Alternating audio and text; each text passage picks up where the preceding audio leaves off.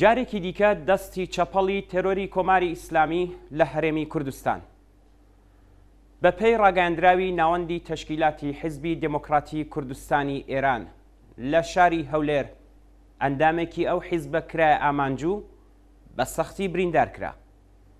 سەر لە ئێوارەی ڕۆژی پێنجشەممە 25 خەزەڵوەری 1402 هەتاوی بەرابەر لەگەڵ 16 نوامبری 2023 زاینی سۆراب ڕەحمەتی ئەندامێکی چالاکی حیزبی دموکراتی کوردستانی ئێران پارێزەر ئەندامی سەندیکای پارێزەرانی کوردستان و نیشتەجێی شاری هەولێر لە شوێنی ژیانی لە بەردەم هاناسیتی تەقەی لێکراوە و بە توندی بریندارە.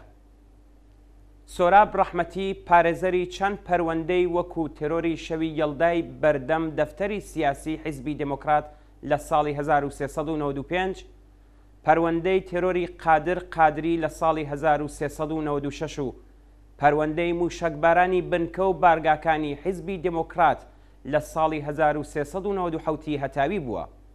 پێشتریش بە بەردەوامی لەلایەن ناوەندە ئەمنیەتیەکانی کۆماری ئیسلامی ئێرانەوە هەڕەشەی کوشتنی لێکراوە. ئەم کردەوە تێرۆریستیە لە هەرێمی کوردستان ئەوەڵجار نییە و بێگومان ئاخر جاریش نابێت. دەوڵەتانی فاشیست و داگیرکەری زاڵ بەسەر ئێران و تورکیا هەرتا ناتاوێک هەڵسوڕاوانی سیاسی و نێرانی خۆیان دەکەنە ئامانجی تێرۆر، ڕەشەکوژی و بردومان و هیچ لێپرسینەوە و بربەستێک بۆ تاوانەکانیان نییە. هەتا بربەستێک بەکردەوە بۆ تاوانەکانی کۆماری ئیسلامی و دەوڵەتی تورکیا دانەنرێت و تا کۆماری ئیسلامی لە عێراق و کوردستان وەک خانەخۆی و دەسەڵاتدار ڕەفتار بکات. ئەم جۆرە تاوانانەش ئاسایی و چاوەڕوان کراون.